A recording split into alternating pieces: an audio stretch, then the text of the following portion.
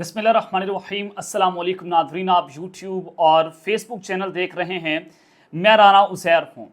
नाज़रीन, अली अमीन गंडापुर की तकरीर काम कर गई और निज़ाम इस वक्त लर्जा हुआ है, निज़ाम परेशान है कि पाकिस्तान तहरीके इंसाफ का जो जिन है वो बोतल से बाहर आ गया है। पाकिस्तान तहरीके इंसाफ बेकाबू हो चुकी है और कल के जलसे में पीटीआई के लोगों ने तकरीबन 2 साल के बाद इस्लामाबाद में आकर ये बता दिया कि अवाम का बहुत बड़ा जम्मे गफीर जो है उन्होंने खौफ के बुत तोड़ दिए हैं। तो अब जो बहुत बड़ी खबर है कि पाकिस्तान तहरीके इंसाफ के जलसे के आफ्टर शॉक्स आना जनाब शुरू हो गए हैं और ये आफ्टर शॉक्स इतने ख़तरनाक हैं जिसने इस वक्त निज़ाम के ऊपर लर्जा तारी करके रख दिया है। और जनरल आसिम मुनीर साहब ने इमरान खान को एक खुफिया पैगाम पहुंचाया है और वो खुफिया पैगाम क्या है, किसके ज़रिए पैगाम पहुंचाया गया और इमरान खान ने उस पैगाम के बारे में फिर क्या आगे जवाब दिया, ये बड़ी अहम तरीन और मुसद्दका तरीन खबर मेरे पास पहुंची है जो आपके सामने बमा हक़ाइक़ और बमा सबूत रखूंगा कि बंद कमरे में हंगामी मुलाकातों का शौर है।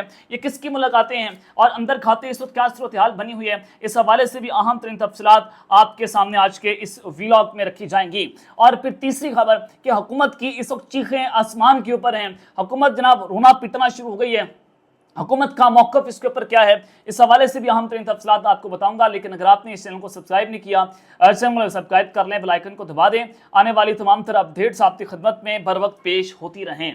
नाज़रीन, सबसे पहले तो हुकूमत ये चाहती है कि चीफ जस्टिस साहब को एक्सटेंशन दी जाए और मखसूस नशिस्तों का जो फैसला है सुप्रीम कोर्ट का, हुकूमत उसको मानने से आ रही है, हुकूमत उसको मानने से इनकार कर रही है।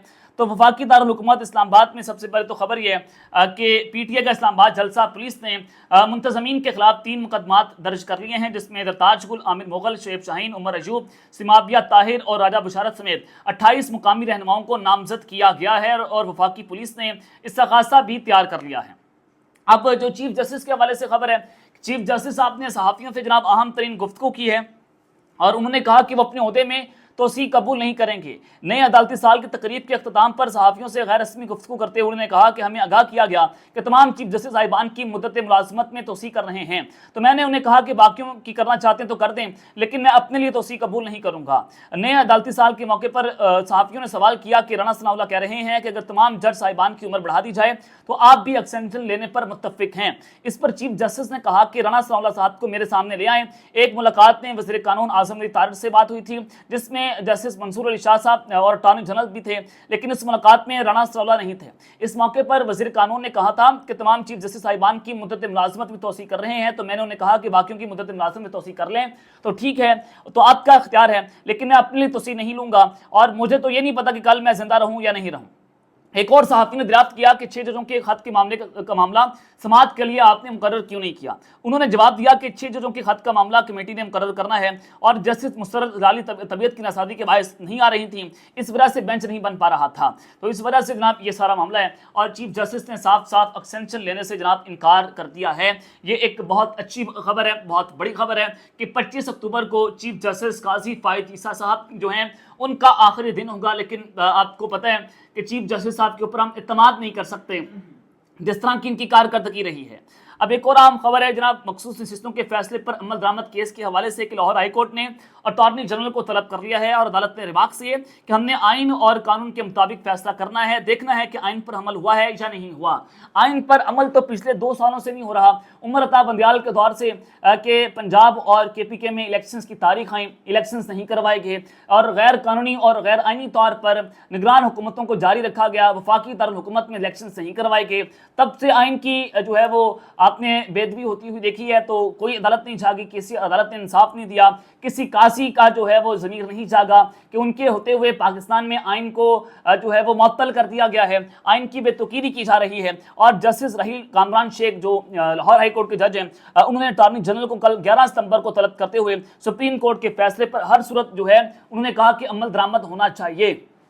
तो ये मरियम नवाज के लिए बहुत बुरी खबर है कि जनाब अब पाकिस्तान तहरीक इंसाफ को अगर मखसूस नशिस्तें लाहौर में भी मिल जाती हैं, फिर लाहौर हाई कोर्ट का मामला ज़ाहिर है जब अगर पंजाब में मिलती हैं तो डेफिनेटली इस्लामाबाद में भी मिलेंगी। तो हुकूमत के पास इस वक्त 2 तिहाई नहीं है कि वो आइन के अंदर जो है वो तरमीम कर सके।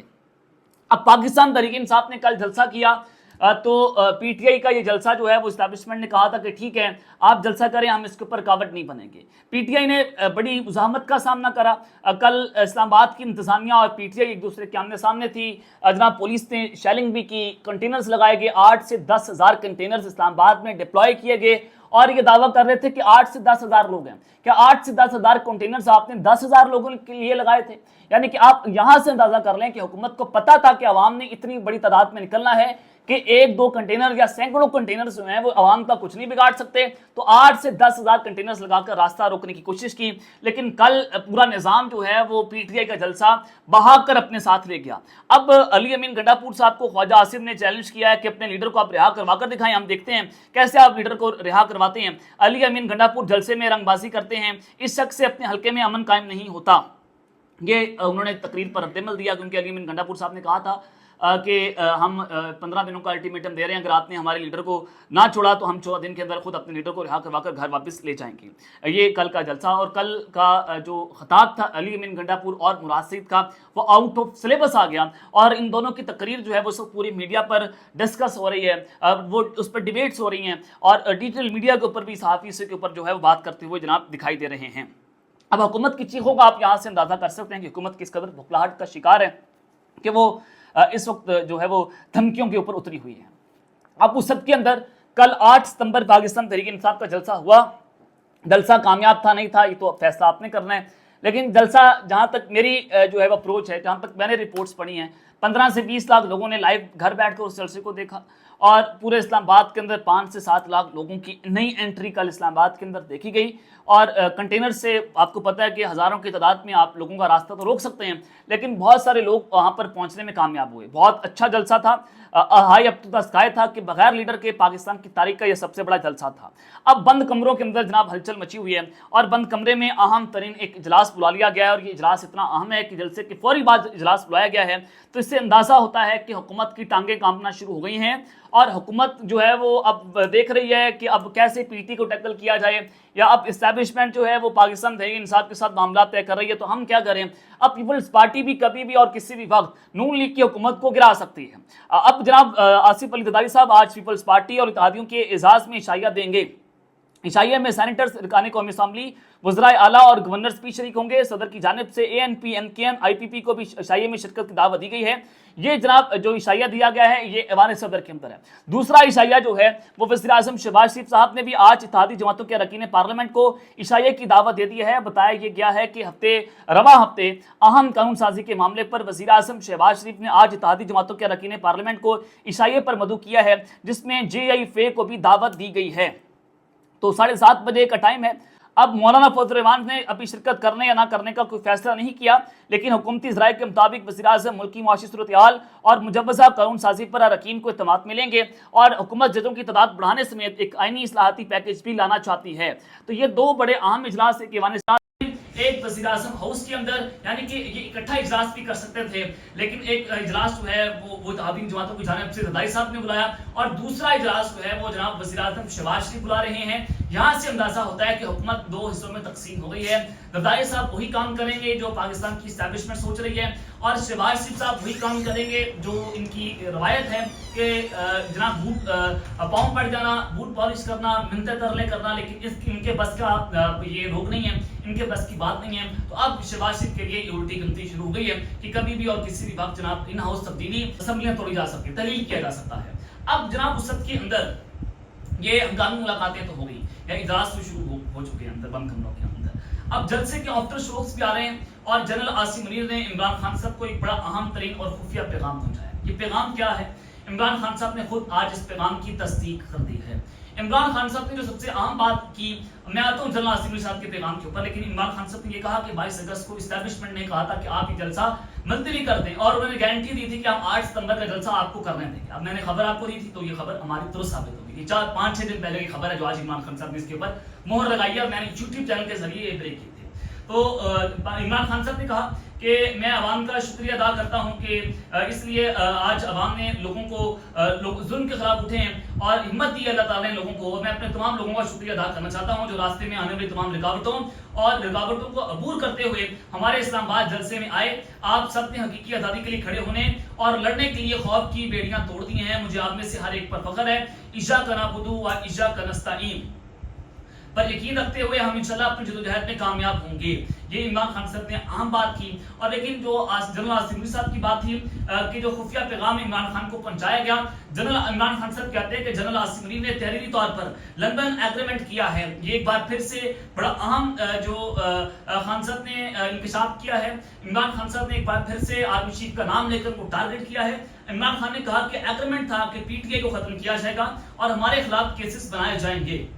پھر میں نے جنرل عاصم منیر کو پیغام بھجوایا تھا کہ مجھے لندن ایگریمنٹ کا معلوم ہو چکا ہے اور انہوں نے کہا تھا کہ فکر نہ کریں میں نیوٹرل رہوں گا. اب یہ جناب آرمی چیف صاحب نے عمران خان کو کہا تھا کہ میں اس سارے صورتحال میں نیوٹرل رہوں گا.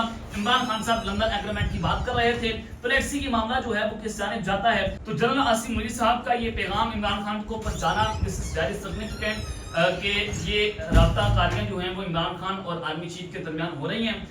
کبھی عمران خان صاحب پیغام پہنچاتے ہیں, کبھی ان کی جانب سے پیغام آتا ہے. تو لیٹس سی کہ کل جو ہے وہ غیر سرکاری ترجمانوں کی جانب سے کہا جا رہا تھا کہ علی امین گنڈاپور کا وقت ختم ہو گیا ہے, علی امین گنڈاپور جو ہے وہ ان کی وزارت اعلیٰ خطر میں پڑ گئی ہے, یہ ہو جائے گا وہ ہو جائے گا. تو یہ ایک بڑی خطرناک قسم کی صورتحال جو ہے وہ جناب بنتی ہوئی دکھائی دے رہی ہے. تو لیٹس سی کہ یہ صورتحال کہاں پر جاتی ہے. لیکن یوں لگ رہا ہے کہ جیسے عمران خان صاحب کے سارے کھیل کے وہ جیت چکے ہیں سارے کھیل کے اندر اور نظام ان کے سامنے گھٹنے ٹیکنے پر مجبور ہے. اب تک کے لیے اتنا ہی. اپنا خیال رکھیے گا اور اس طرح کا اپنے لازمی خیال رکھنے والا نگہبان. پاکستان زندہ باد.